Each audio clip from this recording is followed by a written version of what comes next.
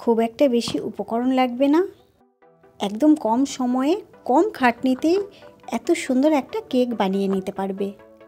নমস্কার, আমি কবিতা, মমস কুইজিনে তোমাদের সবাইকে স্বাগত। আজকে তৈরি করব পাউরুটি দিয়ে কেক। প্রথমেই যেটা লাগবে সেটা পাউরুটি। এখানে দেখো 6 পিস পাউরুটি নিয়ে নিয়েছি। এবার এই পাউরুটিগুলোকে একটা বোলের মধ্যে ছিঁড়ে ছিঁড়ে দিয়ে দেব।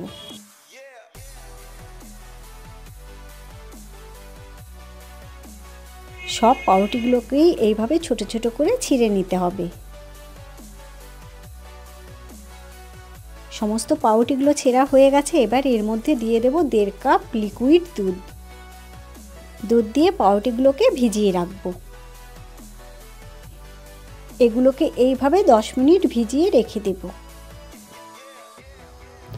ততক্ষণ বাদবাকি কাজগুলো করে নিই। তার জন্য একটা বাটি নিয়েছি, তার মধ্যে একটা ডিম ভেঙে দিলাম আর দিয়ে দিচ্ছি 1 কাপ চিনি, আর দেব বড় চামচের 2 চামচ সাদা তেল।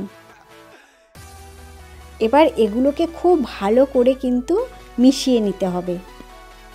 যতক্ষণ না চিনিটা গলে যাচ্ছে ততক্ষণ এটাকে কিন্তু মেশাতেই হবে, আর যত ভালো মেশানো হবে তত কিন্তু কেকটা ফুলবে।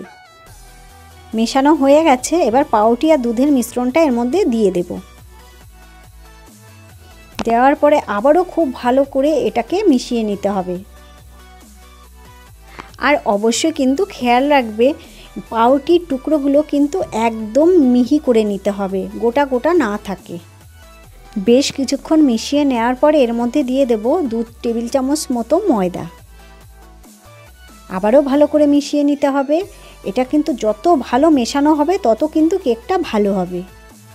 এর টেস্টটা আরেকটু বাড়ানোর জন্য সামান্য দিয়ে দিতে হবে লবণ। আর এর কালারটা সুন্দর হওয়ার জন্য দিয়ে দেব 2 টেবিল চামচ মতো ক্যারামেল সিরাপ। আবারও মিশিয়ে নিতে হবে ভালো করে। এই ক্যারামেল সিরাপটা দিলে কালারটা খুব সুন্দর হয়।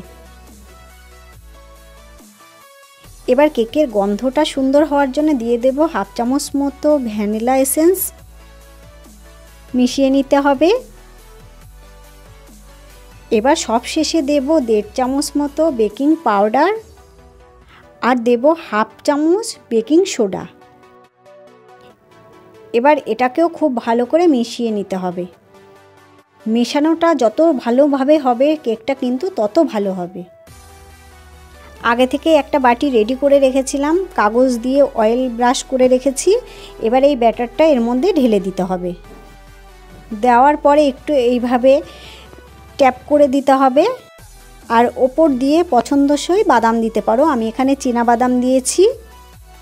তোমরা চাইলে এর ওপর দিয়ে কাজু, কিশমিশ, আমন্ড সব কিছুই দিতে পারো। এবার এদিকে একটা কড়াই আগে থেকে গরম হতে বসিয়েছি, আর একটা এরকম স্ট্যান্ড দিয়ে দিলাম। তার মধ্যে বাটিটা খুব সাবধানে বসাতে হবে। এবার বসানোর পরে এটাকে ঢাকনা দিয়ে ঢেকে দিচ্ছি, আর যে ফুটোটা এটা বন্ধ করে দেব। আর এটাকে লো ফ্লেমে 40 থেকে 45 মিনিট হতে দেব। এই দেখো 45 মিনিট পর তোমাদেরকে দেখাচ্ছি। এবার ঢাকনাটা খুলে দেব। দেখো কত সুন্দর হয়েছে, আর কালারটা কি অপূর্ব হয়েছে। এবার এটাকে ডিমোল্ড করব। অনায়াসেই কিন্তু এটা খুলে যাবে, একদম আলগা হয়ে গেছে। অনায়াসেই এটা খুলে যাচ্ছে। খুব সুন্দর হয়েছে কেকটা। এবার ডিমোল্ড করব। আজকের এই রেসিপিটি যদি ভালো লাগে তাহলে অবশ্যই লাইক ও কমেন্ট করো। আর যদি আমার চ্যানেলে নতুন বন্ধু হও তাহলে অবশ্যই চ্যানেলটিকে সাবস্ক্রাইব করো। এবার ওপরের কাগজটা দেখো খুলে দিতে হবে। দেখো কালারটা কত সুন্দর হয়েছে। এবার কেকটাকে উল্টে নিচ্ছি।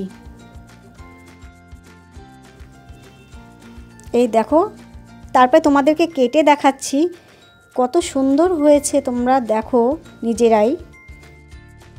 এটা তোমরা বানালে বুঝতেই পারবে না যে পাউরুটি দিয়ে বানিয়েছো, আর খেতে অপূর্ব লাগে। আর দেখো কতটা সফট হয়েছে। এইভাবে তোমরা বাড়িতে একবার বানিয়ে দেখো বন্ধুরা, কেমন লাগে, আর অবশ্যই আমাকে জানিও। আজ তাহলে এই পর্যন্ত, পরে আসবো অন্য কোনো ভিডিও নিয়ে।